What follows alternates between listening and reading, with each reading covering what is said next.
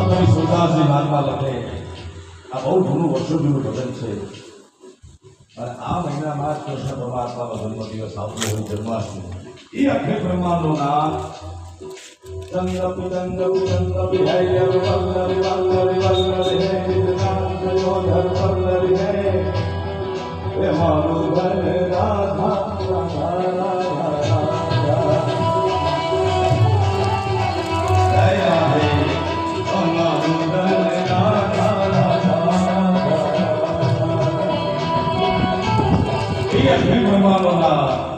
राधा सुंदरी मही किशोरी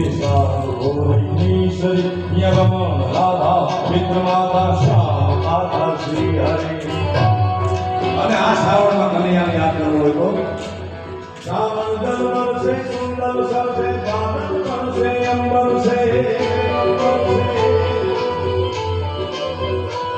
ભગવાન કી વાત છે લતા હે નદિયા ભર છે સાગર છે ગૌતમ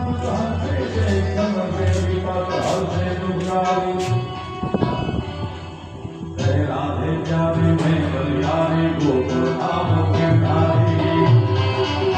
गोकुल में कृष्ण परमात्मा आवे मथुरा की जेलમાં જન્મ થાય નંદ બાવાનો નેહરા એક આયમાં નેહરા આવી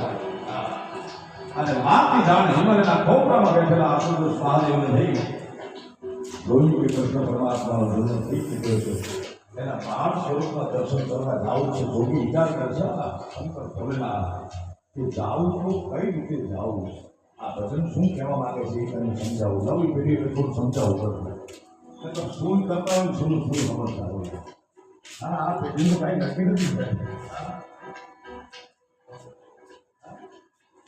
દેવદેવ મહાદેવ વિચાર કરે કે કૃષ્ણ પરમાત્માનો જન્મ થઈ ચૂક્યો છે ગોકુળમાં નંદ બાવાના નહેરે છે હવે જાવું તો કઈ રીતે જાવું આ ને જોગીડો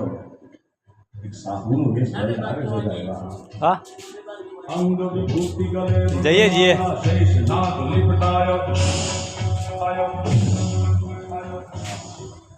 જય અંબે ગોકુળમાં નીકળ્યું જોગી અને વાયુ કાનમાં કાનો આટલું કરે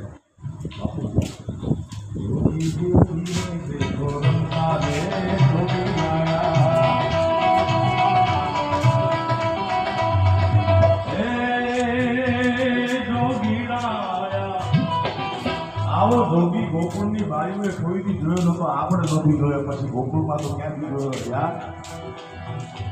માં યશોદાના આંગણે આવી ભિક્ષા ભોળોનાથ ઉભો છે ચાંદીના પતરા જેવી દાઢી ફડાકા મારે સાહેબ